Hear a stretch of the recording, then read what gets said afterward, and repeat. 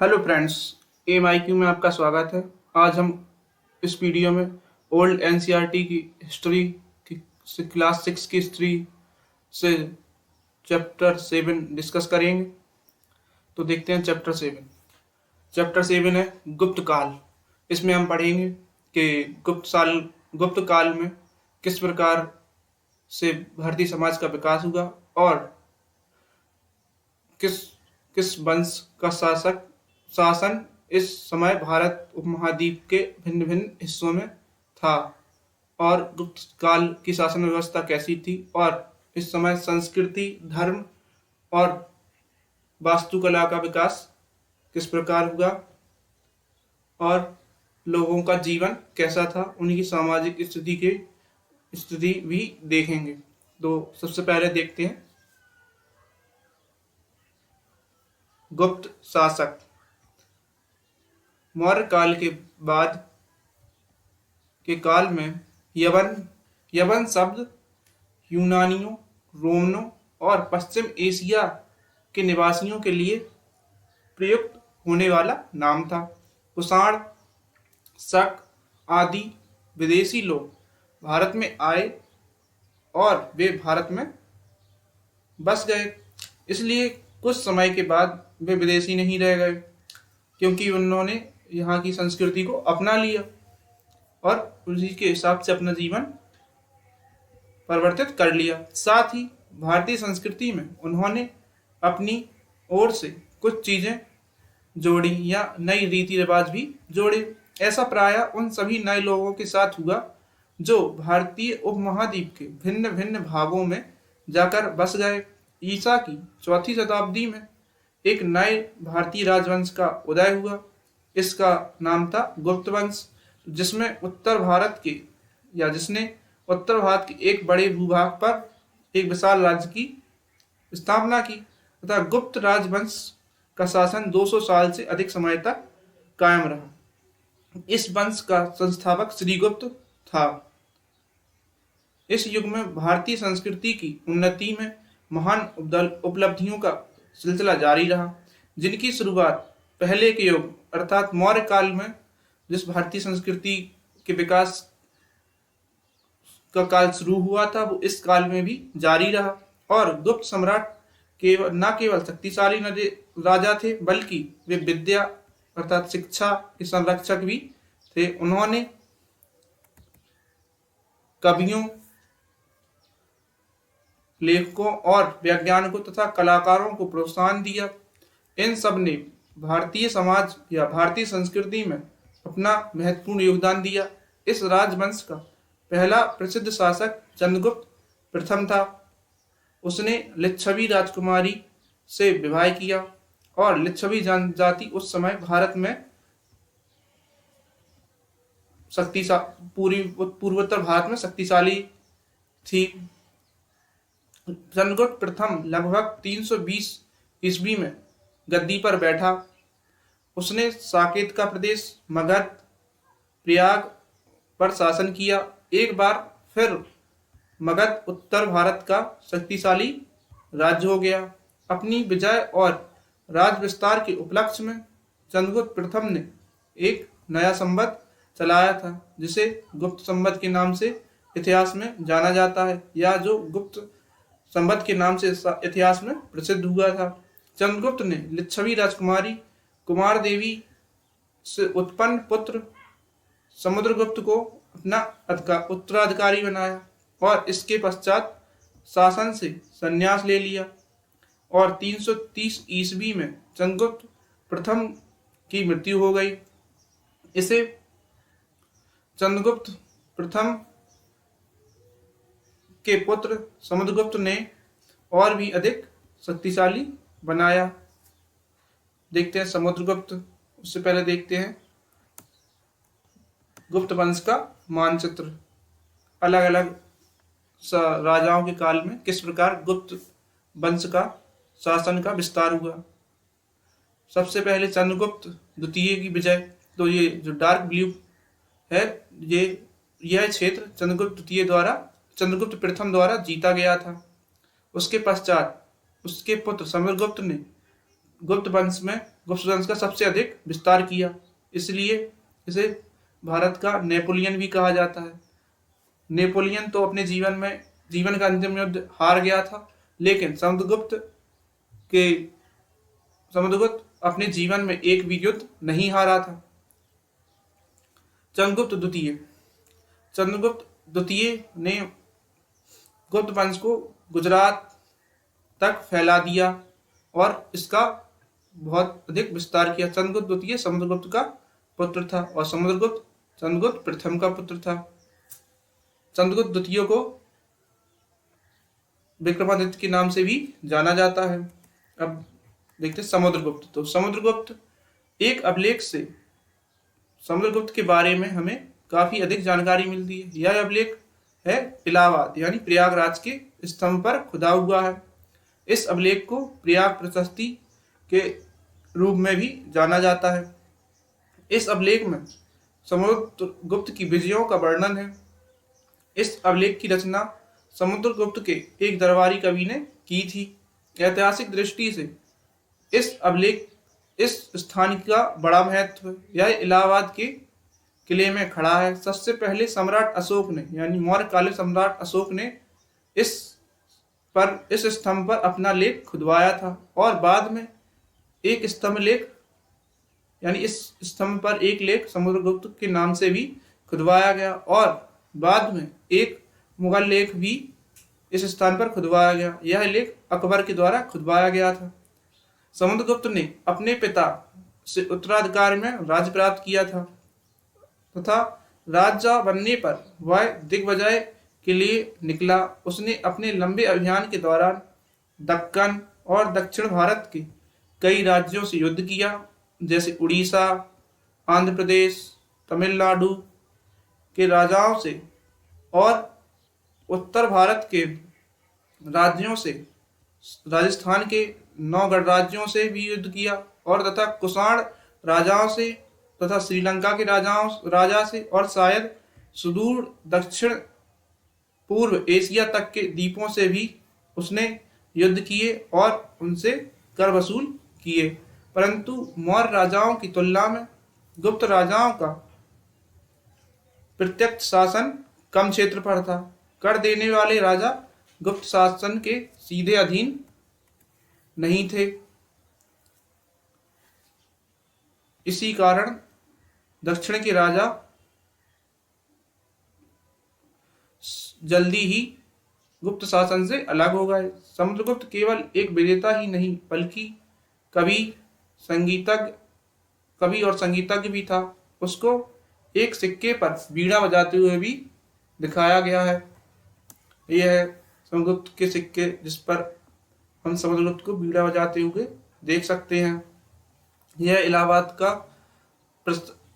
प्रशस्ति अभिलेख, प्रयाग प्रशस्ति अभिलेख, इस पर अशोक, समुद्रगुप्त और मुगल बादशाह द्वारा लेख लिखवाए गए थे। अब देखते हैं चंद्रगुप्त द्वितीय। चंद्रगुप्त द्वितीय समुद्रगुप्त का पुत्र था। वह विक्रमादित्य के नाम से भी प्रसिद्ध था।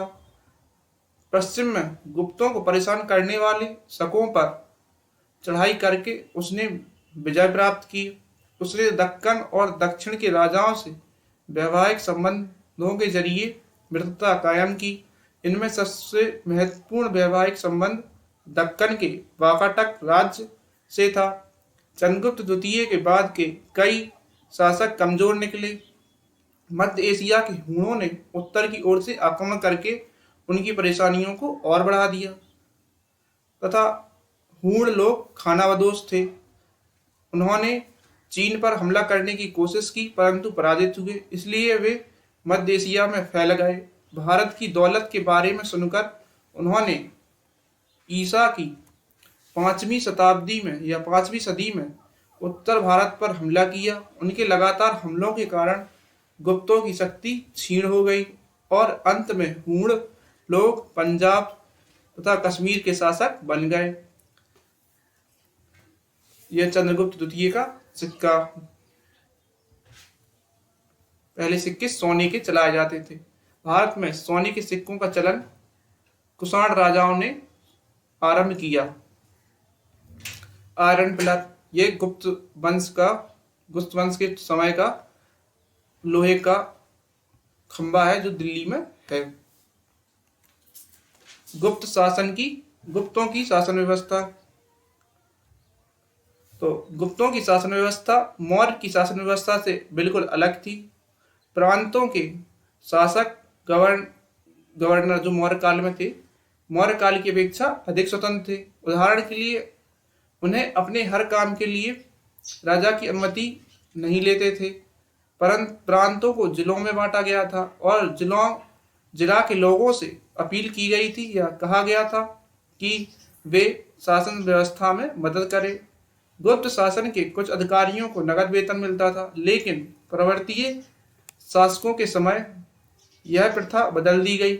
वेतन के स्थान पर अब अधिकारियों को उनके वेतन के बराबर भूमि से राजस्व वसूल करने का अधिकार दिया जाने लगा। अधिकारियों को वेतन नकद के रूप में न देकर जागीर के रूप में देने का परिणाम यह हुआ कि राजा का उन पर इतना अधिकार नहीं रहा जितना कि मौर्य सम्राटों का अपने अधिकारियों पर था। जब गुप्त साम्राज्य भंग हुआ तो गवर्नर ने अपने अपने छोटे छोटे प्रांतों का राजा घोषित कर दिया। अब देखते हैं जनजीवन, उस समय जनजीवन कैसा था और सामाजिक व्यवस्था कैसी थी। तो अब देखते हैं सबसे पहले समाज में देखेंगे कि समाज में किस प्रकार के वर्ग रहते थे और किस प्रकार रहा करते थे। तो कुषाण के समय भारत में के बौद्ध धर्म प्रचारक मध्य एशिया और पश्चिम एशिया में सक्रिय रहे और कुछ चीन तक भी पहुंचे। अब चीनी लोगों को बौद्ध धर्म में दिलचस्पी बढ़ी। उनके कुछ विद्वानों की भारत में उपलब्ध मूल धर्मों का अध्ययन करने की इच्छा हुई। इन चीनी विद्वानों में एक था फाहियान। वह 399 ईस्वी में चीन से रवाना हुआ और गोबी मरुस्थल तथा मध्य एशिया को पार करके भारत पहुंचा। वह भारत के विभिन्न बौद्ध विहारों में कई साल तक ठहरा। चीन वापस लौटने पर उसने अपनी भारत यात्रा के बारे में एक ग्रंथ भी लिखा था। फाहियान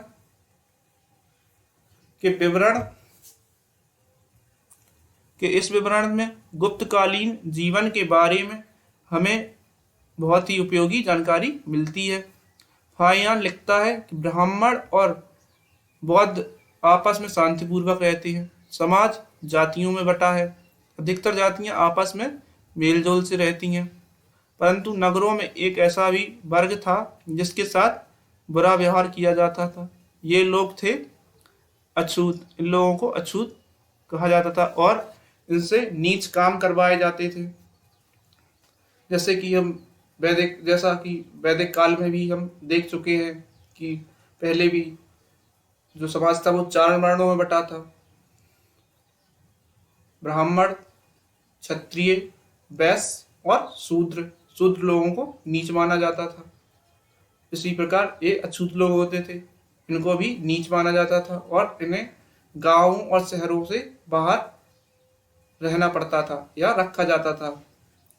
गुप्तकालीन समाज के बारे में निश्चय ही एक बुरी बात थी कि दूसरे मनुष्यों के प्रति इतनी निर्दयता एक गंभीर दोष था। अब देखते हैं व्यापार। गुप्त काल आने तक व्यापार में बहुत वृद्धि हो गई थी और नगर बड़े समृद्ध हो गए थे। और देखते हैं कि व्यापार कहाँ तक फैल गया और व्यापार में क्या क्या विकास हुआ, ये सब हम देखते हैं। तो पहले के काल में व्यापार में अब वृद्धि हो गई थी और नगर अब बहुत समृद्ध हो गए थे। गुप्त काल के आरंभिक दौर में समृद्धि जारी रही, न केवल भारत के भीतर और पश्चिमी एशिया के साथ बल्कि दक्षिण पूर्व एशिया के साथ भी भारत का व्यापार होने लगा था। बहुत से व्यापारी माल लेकर विदेशों में जाने लगे और भारी मुनाफा कमाने लगे। व्यापार के साथ साथ समुद्री यात्रा जहाज निर्माण के ज्ञान में भी वृद्धि हुई, समुद्री यात्रा के ज्ञान में और जहाज निर्माण के ज्ञान में भी वृद्धि हुई। पहले से बड़े जहाज बनाए जाने लगे और पश्चिमी तथा पूर्वी तटों के बंदरगाहों में पहले से अधिक जहाज झुंड बनाने लगे।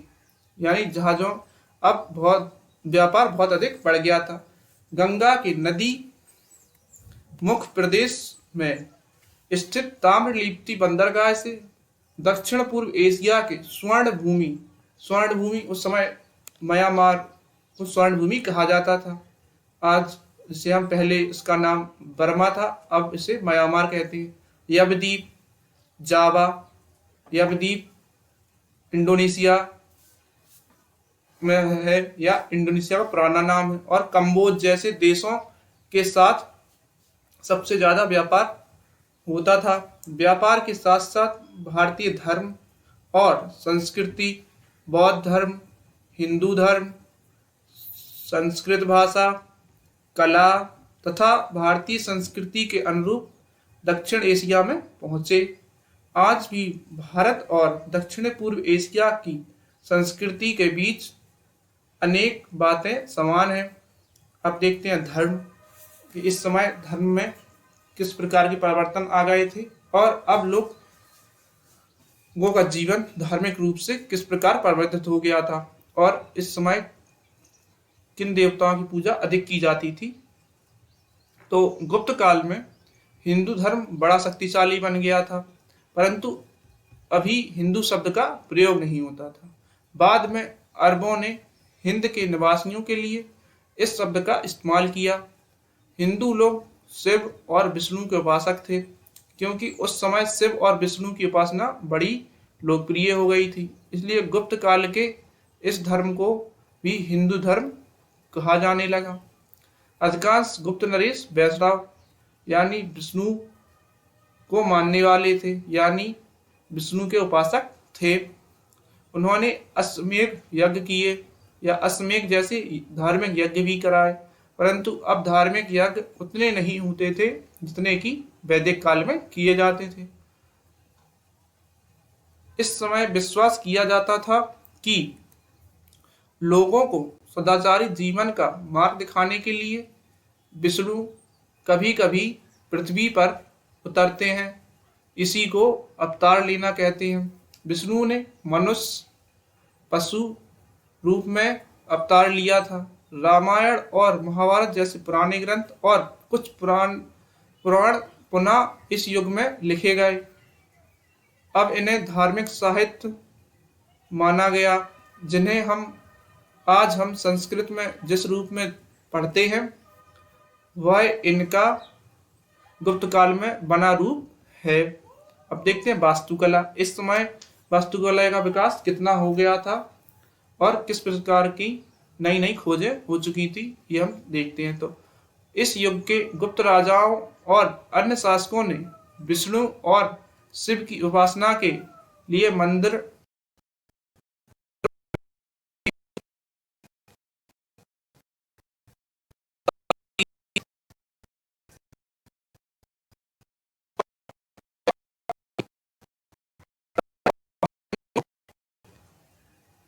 काटकर बनाई गई गुफाओं की भांति नहीं थे।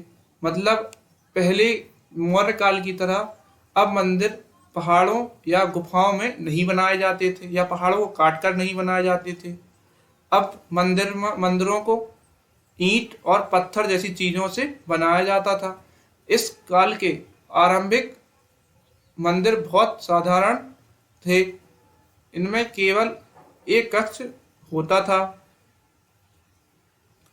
जहां देवता की मूर्ति स्थापित की जाती थी। इस मूर्ति को कला से सजाया जाता था। यदि तुम सांची जाओ तो वहां बौद्ध स्तूप के पास इस कला का बना हुआ तुम्हें एक कक्ष का मंदिर देखने को मिलेगा। देवगढ़ झांसी जिला में भी उसी युग का एक ऐसा ही छोटा मंदिर स्थित है। झांसी जिला उत्तर प्रदेश में है। दशावतार मंदिर गुप्त काल में ही बनाया गया था और महाबोधि मंदिर भी गुप्त काल में बनाया गया था। ये आज आधुनिक रूप है गुप्त वंश में, या गुप्त काल के समय ये ऐसा नहीं था। तो अब देखते हैं साहित्य। तो गुप्त शासकों की धर्म के अलावा दूसरी बातों में भी दिलचस्पी थी। उन्होंने कवियों, लेखकों को भी प्रोत्साहन दिया। इस प्रोत्साहन के फलस्वरूप उच्च कोटि के काव्य ग्रंथों, नाटकों की रचना हुई। माना जाता है विश्व प्रसिद्ध कालिदास कुछ साल तक चंद्रगुप्त द्वितीय के दरबार में रहे। उनके नाटक अभिज्ञान शाकुंतलम का संसार की अनेक भाषाओं में अनुवाद हुआ। इसकी ख्याति सारी दुनिया में फैली है। एक अन्य लोकप्रिय ग्रंथ पंचतंत्र की कहानियों का संग्रह बाद में पंचतंत्र का संसार की अनेक भाषाओं में अनुवाद हुआ, यानी पंचतंत्र की कहानियों का संसार की अनेक भाषाओं में अनुवाद किया गया। अभिज्ञान शाकुंतलम को संस्कृत में लिखा गया था। अब देखते हैं विज्ञान, कि विज्ञान ने उस समय तक कितनी प्रगति कर ली थी और किस प्रकार की खोजें या किस प्रकार के सिद्धांत दिए जा चुके थे। तो देखते हैं, महान संस्कृति केवल कला और साहित्य से नहीं बनती, बल्कि ज्ञान विज्ञान में भी प्रगति होना आवश्यक है। इस काल ने ज्योतिष, चिकित्सा और गणित की अनेक प्रतिभाओं को पैदा किया। इनका एक कारण था व्यापार के जरिए दूसरे लोगों के साथ संपर्क और ज्ञान का फैलाव। इस काल के दो प्रसिद्ध वैज्ञानिक थे, आर्यभट्ट और बारामीहिर। दोनों ही ज्योतिषी और गणितज्ञ थे। गणित, ज्योतिष और फलित ज्योतिष का स्पष्ट विभाजन हो गया था। फलित ज्योतिष में आकाश के पिंडों की जानकारी का अंधविश्वासी प्रयोजनों के लिए उपयोग हुआ। आज जो हम कुंडली या भाग्य की रेखा या अपने बारे में देखते हैं, वो फलित ज्योतिष द्वारा ही देखा जाता है। आर्यभट्ट ने स्पष्ट किया कि पृथ्वी सूर्य की परिक्रमा करती है, परंतु उनके इस सिद्धांत को स्वीकार नहीं किया गया, बल्कि आज हम जानते हैं कि आर्यभट्ट का सिद्धांत सही था। भारतीय गणितज्ञों ने दशमिक स्थान मान पद्धति का प्रयोग किया, यानी दशमलव प्रणाली का की सर्वप्रथम खोज भारतीयों ने की थी और उन्हें भारतीय गणितज्ञों ने ही शून्य का आविष्कार भी किया, या शून्य की जानकारी भी भारतीय गणितज्ञों ने ही दी। यह अंक पद्धति संसार के अन्य प्रयुक्त होने वाली पद्धतियों से उन्नत थी। भारतीय अंक पद्धति और अंक संकेतों को अरबों ने अपना लिया और फिर वहां से उन्हें यूरोप ले जाया गया था, जिन्हें हम अरबी अंक कहते हैं। वस्तुतः वह भारतीय मूल के अंक है। इस प्रकार गुप्त काल में ऐसी अनेक उपलब्धियां हुई जो एक उन्नत सभ्यता की द्योतक हैं। आज का वीडियो हम यहीं समाप्त करते हैं। आपसे फिर मिलेंगे नेक्स्ट वीडियो में। Thanks for watching. Have a great day.